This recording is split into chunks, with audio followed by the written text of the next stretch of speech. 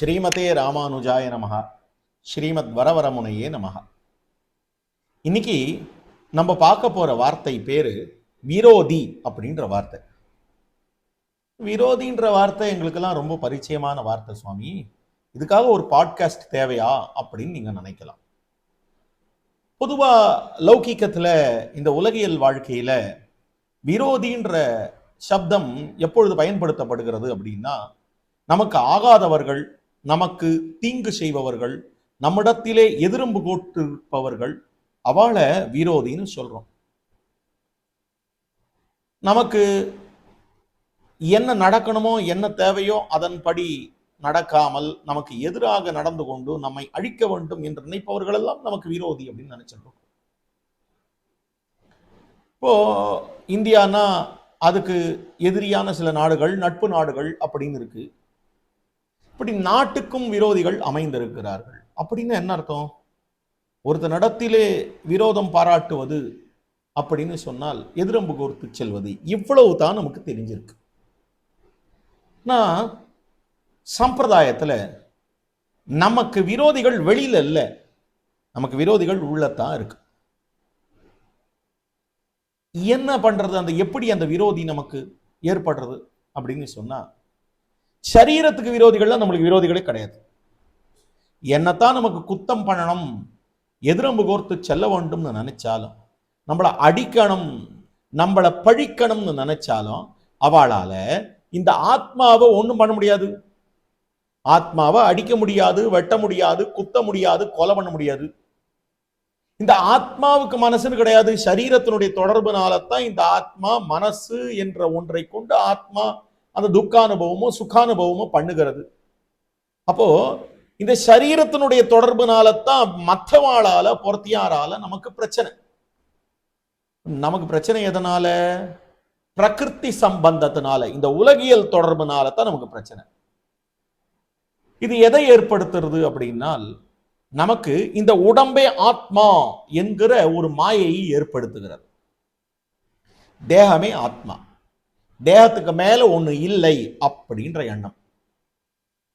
பாருங்க, ஒருத்தர் இன்னொருத்தர் விசாரிக்கிறச்சே, என்ன சுவாமி பெருமாளை சேவிச்சுருக்கீளா? பக்தி வளர்றதா? உமக்கு அடியவர்களுடைய ஒரு சந்திப்பு கிடைக்கிறதா? பகவத் பிரசாதங்கள் கிடைக்கிறதா? இதெல்லாம் யாரும் பேசுறது இல்லை. என்ன சுவாமி இழைச்சுட்டீர், இல்லைன்னா என்ன சுவாமி பெருத்துட்டீர், உடம்பு ஏதாவது சரியில்லையா அப்படின்னு தான் கேட்கிறமே ஒழிய, தேக சௌகரியத்தை ஒருத்தர் இன்னொருத்தர் பார்த்தா விசாரிக்கிறமே ஒழிய, ஆத்ம சௌகரியத்தை பத்தி நமக்கும் கவலை இல்லை, அவளுக்கும் கவலை இல்லை. அப்ப இந்த ஆத்மா சுகித்திருக்க வேண்டும் என்னால் இந்த தேகத்தை வெயில்ல வச்சு ஆத்மாவை நிழல்ல வைக்கணும். ஆனா நம்மளாம் எப்படிப்பட்டவா தெரியுமா? ஆத்மாவை வெயில்ல வச்சிடுவோம், தேகத்தை நிழல்ல வைக்கிறவா. ஆக இந்த ஆத்மாவுக்கு விரோதி எது அப்படின்னு பார்த்தால், நான் என்கிற அகம்பாவமும், நான் நான் நான் என்கிற அகம்பாவம், இந்த தேகமே ஆத்மா என்கிற மயக்கம். அப்ப அகங்காரம், தேகாத்மாபிமானம், நான் என்கிற எண்ணம். இந்த எண்ணம் எந்தெந்த விரோதிகளை நமக்கு சம்பாதித்து கொடுக்கிறது அப்படின்னு பார்க்கணும். நமக்கு அடிப்படை கோட்பாடே திருமந்திரம் என்கிற மந்திரம்.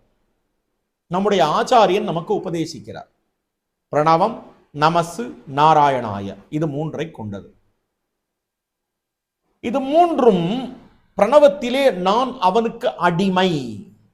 இந்த ஆத்மா அந்த எம்பெருமானுக்கு மட்டுமே, ஸ்ரீமன் நாராயணனுக்கு மட்டுமே அடிமை என்பதும், இந்த ஆத்மா அந்த நாராயணனை அவனையே வழியாக கொள்ளுவான் அப்படின்றதும், இந்த ஆத்மா பலனாக அடைவது நாராயணனுக்கு பண்ணும்படியான தொண்டு.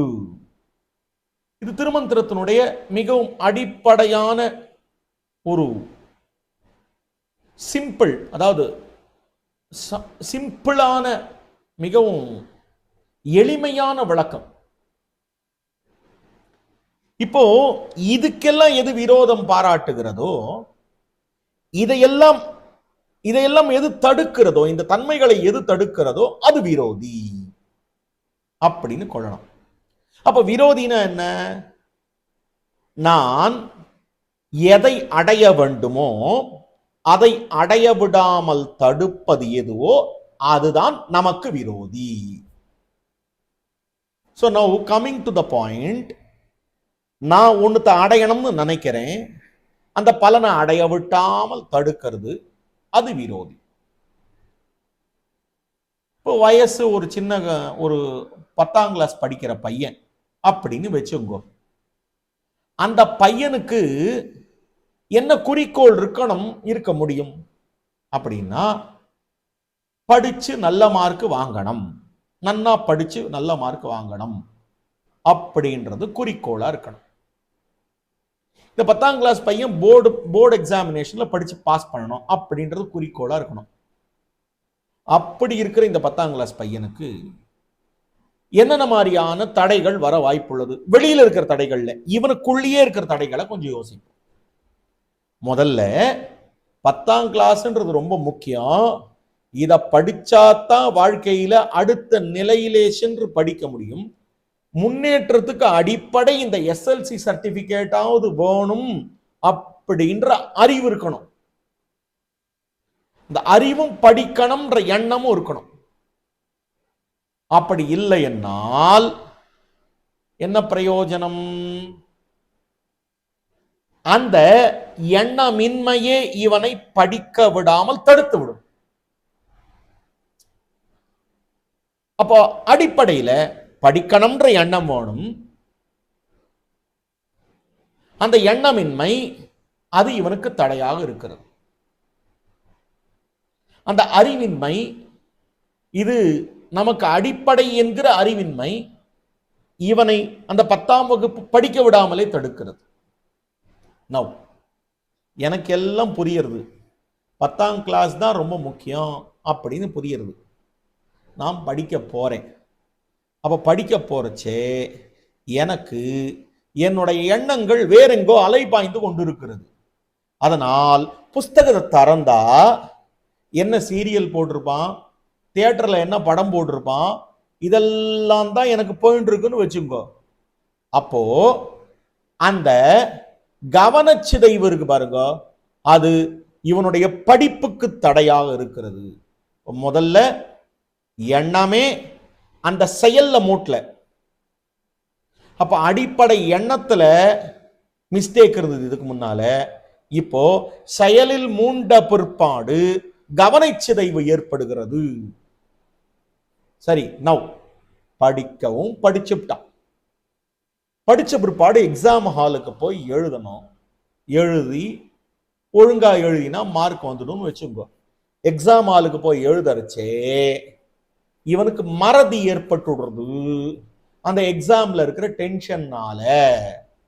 அப்போ இவனுடைய மறதி என்பது கடைசியில அவனை நல்ல மதிப்பெண் வாங்க விடாம தடுக்கிறதுனால அது எக்ஸாமினேஷன் ஹால்ல முயற்சி செய்த பிற்பாடு பெரும் பலனுக்கு தடையாக இருக்கிறது. முதல்ல தான் யார், தனக்கு என்ன தேவை என்கிற அறிவின்மை இருக்கு பாருங்க. தனக்கு 10ஆம் கிளாஸ் தேவை, தான் ஸ்கூல் ஸ்டூடெண்ட்ன்ற அறிவின்மை இருக்கு பாருங்க. அது இவனை அடுத்த லெவலுக்கு முயற்சியில ஈடுபடாமல் தடுத்து விட்டது. முயற்சியில ஈடுபட்டாலும் அந்த முயற்சியிலே முழுமையாகாமல், முயற்சி முழுமை பெறாமல் தடுப்பது இவனுடைய கவனச்சிதைவு. இவன் கவனித்து படித்த பிற்பாடு பரீட்சைக்கு சென்று எழுதினால் பலன் கிடைத்து விடும் என்கிற நேரத்திலே இவனுடைய மறதி இருக்கு பாருங்கோ, அது அவன் பலன் பெறுவதிலிருந்து தடுப்பதாக இருக்கிறது. அது அப்படியே இங்க வந்து அப்ளை பண்ணிங்க. முதல்ல பிரணவத்துல நான் அவனுக்கு அடிமை என்கிற அறிவு பிறக்க வேண்டும். அந்த அறிவு ரொம்ப முக்கியம். அந்த அறிவே இல்லைன்னு வச்சுக்கோ, இவன் அவனுக்கு அடிமை என்கிற அறிவே இல்லைனால் அவனை மேலானவனாகவே கொள்ள மாட்டான். அப்ப அவனை அடையணும்ன்ற எண்ணமே இருக்காது. அதுக்கு அப்புறம் தானே என்ன வழின்னு பார்ப்பான். 10ஆம் கிளாஸ் முக்கியம், அத மார்க் வாங்கணும், இந்த 10ஆம் கிளாஸ் படிச்சாதான் வாழ்க்கையில முன்னேற முடியும் அப்படின்ற அடிப்படை அறிவே இல்லைன்னா பாருங்க, அதை முடிச்சா தனக்கு என்ன பலன்ற எண்ணமே இல்லாம இருக்கும். அதே தான் இங்கே, இந்த ஆத்மா அவனுக்கு அடிமை என்கிற அறிவே இல்லைனால் அவனை அடையணும்ன்ற எண்ணம் துளியும் இருக்காது. அடுத்தது, சரி நான் அவனுக்கு அடிமைத்தான், நான் அவனுக்கு அடைய வேண்டும் அவனை, ஆனா நான் ஒருத்தன் இருக்கேனே, எனக்குன்னு ஒண்ணு இருக்கே, அப்ப நான் என் முயற்சியாலே அடைந்து கொள்கிறேனே அவனை என்கிற எண்ணம் இருந்துடுத்துன்னு வச்சுங்களேன். அப்போ அவன் நம்மை காப்பான், அதிலே நாம் அதிலே நாம் விட்டுவிட வேண்டும் அவனிடத்திலே என்கிற எண்ணம் இல்லாமல், நான் தானே முயற்சி செய்யணும் எனக்கு அவன் வேணும்னால் அப்படின்னு இவன் இறங்கினானே, ஆனால் அவன் முயற்சிக்கு தடையாக இருப்பது எப்படி? இது தான் படிக்கணும்னு அவனை அந்த படிப்பை முடிக்கணும்னு இறங்கிட்டு கவனச்சிதைவு படிப்பிலிருந்து இன்னொன்று இடத்திலே செலுத்துகிறது. அதுபோலே அவனையே வழியாக கொண்டு அவனை பார்த்திருக்க வேண்டிய இவன் அவனை விட்டுட்டு தம்மேல கவனம் செலுத்த ஆரம்பிக்கிறான். அங்க கவனச்சிதைவு படிப்பிலிருந்து மற்ற இடங்களில், இங்கு கவனச்சிதைவு அவனே வழி என்கிற இடத்தை விட்டு மற்ற வழிகளை அவனை அடைவதற்கு ஆராய்வது. அவனை அடைவதை தவிர்த்து அடைவதற்கு அவனே வழி என்பதை விட்டுவிட்டு அவனை அடைவதற்கு அவனை தவிர்ந்த மற்ற விஷயங்களை ஆராய்வது. எப்படி? படிச்சு பாஸ் பண்றதுக்கு படிப்பு அப்படின்றத விட்டுட்டு மற்ற விஷயங்கள்ல கவனம் செலுத்துறோமோ, அதுபோல பகவான் அடையறதுக்கு பகவான்ற வழியை விட்டுட்டு மற்ற வழிகளை கவனம் செலுத்துறது. மூணாவது, சரி அவனே வழி என்று கொண்டு விட்டேன், ஆனாலும் எப்பொழுதோ இந்த ஆத்மா அவனுடைய சொத்து என்பதை உணர்ந்து விட்டானோ, அப்பொழுது இந்த ஆத்மாவானவன் அவனாலே அனுபவிக்கப்பட வேண்டியவன்.